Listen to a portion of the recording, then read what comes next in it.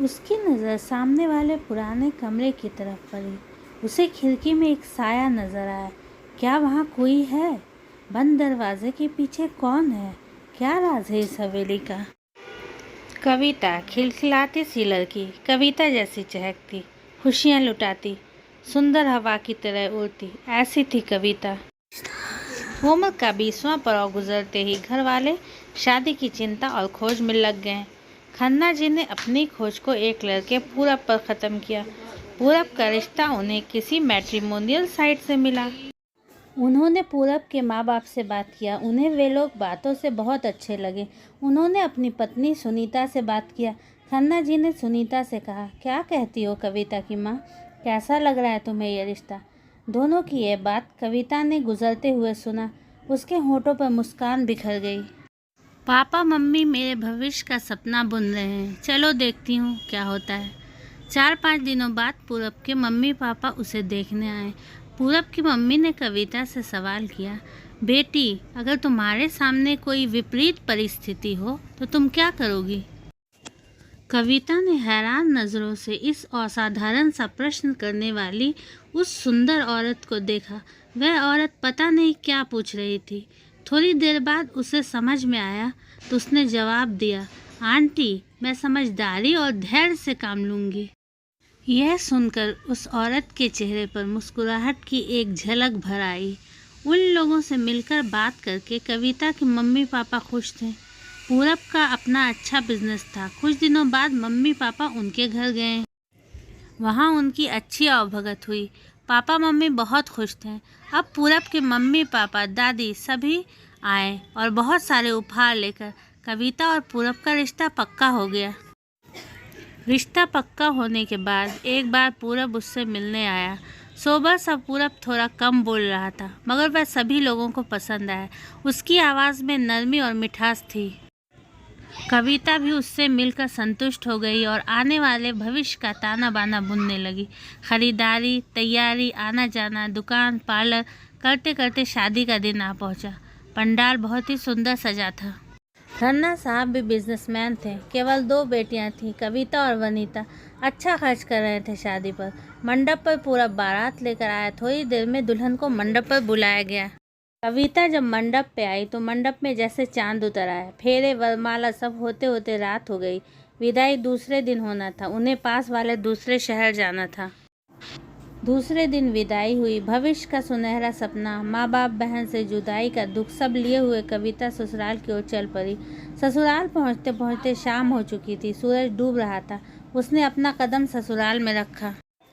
घर की सजावट सुंदर और लुभावनी थी। कविता को कमरे में लाया गया। कमरे की सजावट वहाँ के लोगों की पसंद का मुंह बोलता सबूत थी। उसे अच्छा लगा था सब कुछ। फ्रेश होकर खाना खाया गया। पूरब से पहला मिलन अच्छा रहा। उसे पूरब पसंद आया। सोबर परंतु प्रेम करने वाला महसूस हुआ। दूसरे दिन ही रिसेप्शन था। सब अच्छा रहा।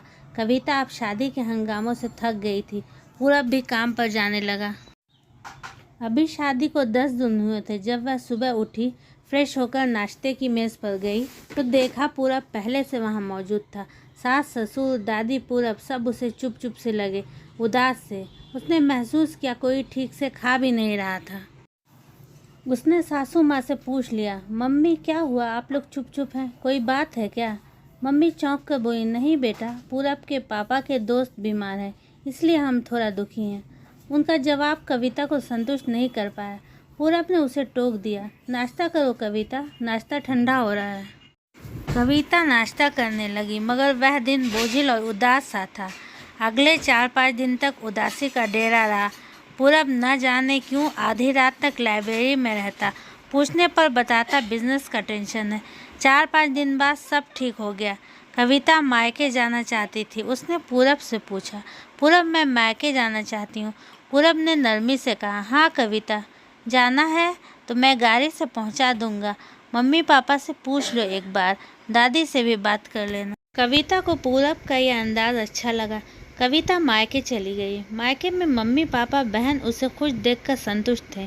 मायके से 15 दिनों बाद उसकी वापसी हुई। एक दिन वह बरामदे में आई। रात में ठंडी हवा चल रही थी। उसे अच्छा लगा।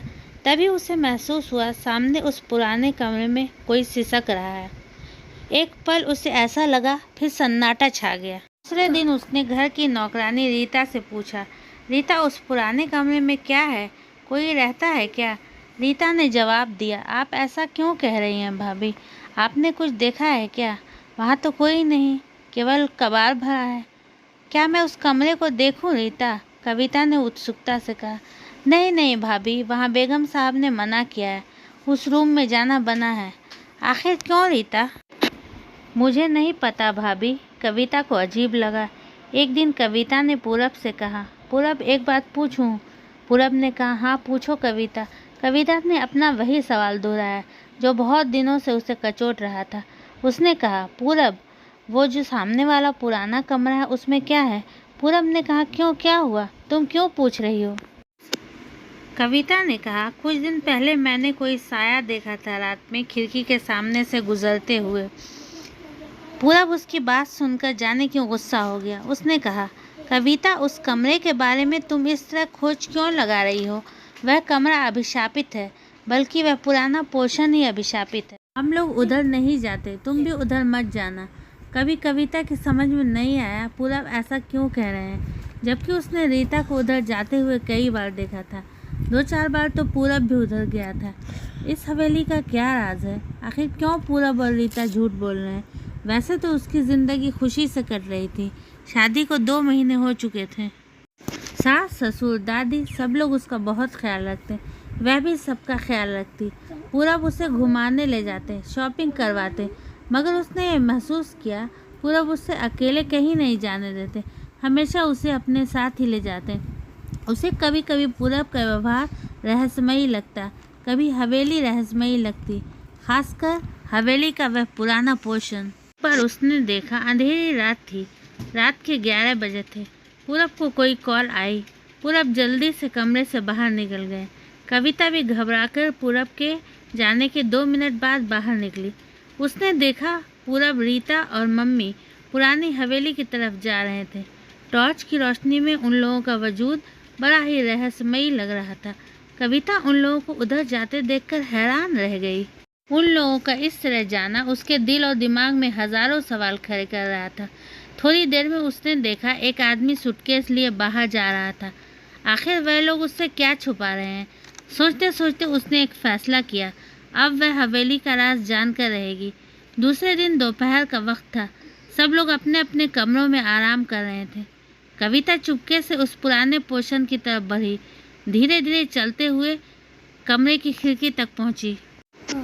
खिड़की बंद थी। शीशे से देखा तो कमरे में लगा जैसे लंबे बालों वाली कोई लड़की बेड पर टेक लगाए बैठी हो। वह हैरान रह गई, कौन है वह लड़की? यह सवाल उसके मन में गूंजा। दूसरे दिन वह रीता के सर्वेंट क्वार्टर में पहुंच गई। उसने रीता से 2 टूक शब्दों में कहा, रीता मुझे उस कमरे की चाबी दो। रीता उसके अचानक आ जाने पर घबरा गई। उसने कहा, भाभी कमरे की चाबी माँ जी के कमरे में रहती है, मुझे चाबी लाकर दो, नहीं तो मैं तुम्हें पूरब से सज़ा दिलवा दूंगी किसी भी बात का कहकर। रीता उसकी बात सुनकर परेशान हो गई। वह माँ जी के कमरे से चाबी ले आई। अब कविता चाबी लेकर रीता के साथ चुपचाप उस पुराने पोर्शन की तरफ बढ़ी। जैसे ही उसने ताला खोलने के लिए चाबी लगाई, न जाने कहाँ से पूरब वहाँ आ गया। पूरब ने गुस्से से उसका हाथ खींचा और उसे लेकर अपने कमरे में आ गया। उसने गुस्से से कविता से पूछा, आखिर तुम क्यों जाना चाहती हो वहाँ? क्या जानना चाहती हो, बोलो। कविता ने सोच लिया था अब वह सवाल करेगी, चुप नहीं रहेगी। उसने तुरंत जवाब दिया, उस कमरे का राज जानना है मुझे। वहाँ कोई लड़की रहती है, बताओ कौन है वह, क्यों बंद है वह? बोलो क्या है जो तुम लोग छुपा रहे हो? आज तुम्हें बताना होगा। तुमने कहा था वह पोर्शन अभिशापित है। अभी परसों रात में तुम लोगों को उधर जाते देखा था, आखिर मुझसे ही छुपाना क्यों? उसके इस तरह के सवालों से पूरब अब बच नहीं सकता था। उसने कहा, ठीक है तुम जानना चाहती हो यह दर्द भरी कहानी, ठीक है चलो जान लो आज सब कुछ, चाहे अब जो भी हो। वह कविता को उसी पोर्शन में ले गया। चुपचाप उसने ताला खोला। सामने कविता ने जो देखा उसे देखकर उसकी आंखें फटी की फटी रह गई। सामने एक सुंदर लंबे बालों वाली लड़की खड़ी थी, आंखों में आंसू, चेहरे पर उदासी। जैसे उम्र भर का रोग उसे लगा हो। पूरब को देखकर उसने हाथ जोड़ दिया, फिर कहने लगी, पूरब, मुझे ये जीवन नहीं चाहिए। मैंने बहुत पाप किया है, अपने ही हाथों से अपना घर बर्बाद किया, अपनी ममता का कत्ल किया है। मुझे नहीं चाहिए यह ज़िंदगी। वह लड़की जाने क्या क्या कह रही थी। कविता तो जैसे होश में नहीं थी। उस लड़की का हर शब्द उसकी समझ से परे था। पूरब ने कविता का कंधा हिलाया तो जैसे कविता होश में आ गई। पूरब ने उस लड़की को कोई दवाई खिलाया, फिर वह बेड पर लेट गई। पूरब ने कहा, देख लिया तुमने कविता, अब जो पूछना है पूछ लो। फिर पूरब ने रीता को कमरे में बुलाया। रीता को वहाँ छोड़कर वह दोनों अपने कमरे में आ गए। पूरब ने कहा, सुनो कविता, मेरी यह दर्द भरी कहानी मेरे कॉलेज से शुरू होती है। मैंने अपने कॉलेज की क्लास फेलो अमायरा से प्यार किया। यही है अमायरा जिसको तुमने अभी देखा। अमायरा से प्यार और शादी का सफ़र मैंने बहुत जल्दी तय कर लिया। अमायरा वेस्टर्न ढंग से रहने वाली फैशनेबल खुले विचारों की लड़की थी। शायद उसकी नज़र में शादी, पति, इन सब बातों का ख़ास स्थान नहीं था। शादी के बाद भी उसका ढंग वही रहा। मम्मी, पापा, दादी, किसी को भी उसका ढंग पसंद नहीं आ रहा था। फिर भी वे लोग मेरे कारण चुप थे। उसका देर रात तक क्लब में रहना, पार्टियों में जाना पहले जैसा ही था। फिर वह प्रेग्नेंट हो गई। शादी को 6 महीने हो गए थे। वह बच्चा नहीं चाहती थी। घर में सभी लोग खुश थे।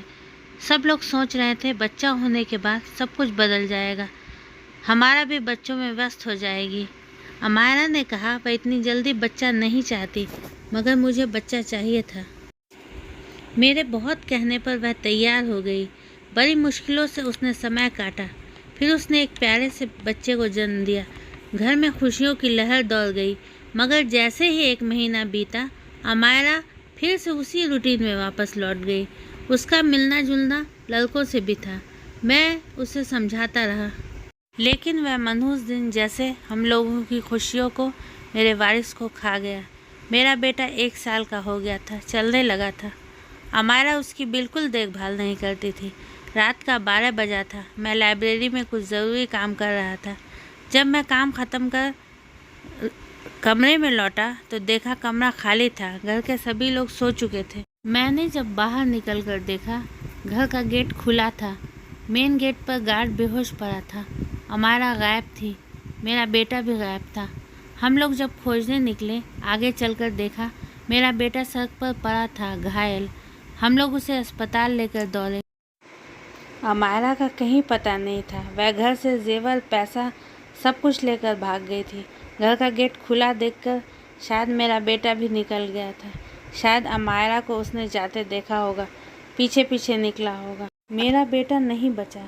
हम लोगों पर क़यामत टूट गई। कुछ दिनों बाद पुलिस की कॉल आई। अमायरा घायल अवस्था में सड़क पर मिली थी। जिसके साथ भागी थी वह लड़का उसका सारा सामान लेकर भाग चुका था। उसे घायल करके अमायरा पागल सी हो गई थी।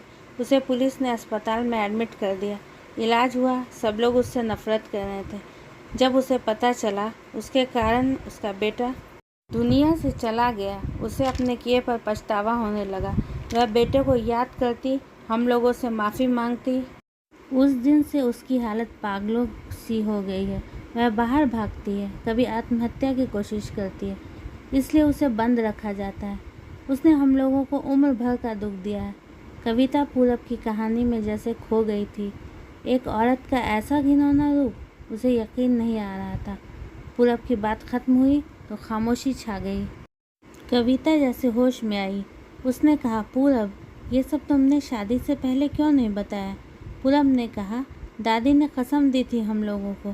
कहा था इस तरह की घटना जानकर कोई अच्छी लड़की इस घर में शादी नहीं करेगी, इसलिए हम लोगों को छुपाना पड़ा।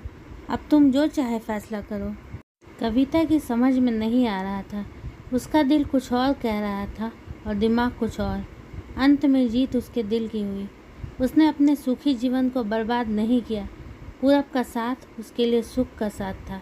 व्यूअर्स, आपको ये कहानी कैसी लगी? क्या कविता ने ठीक फैसला किया? कमेंट में ज़रूर बताइएगा। मेरे चैनल को सब्सक्राइब करना मत भूलिएगा। अगली कहानी तक के लिए अलविदा।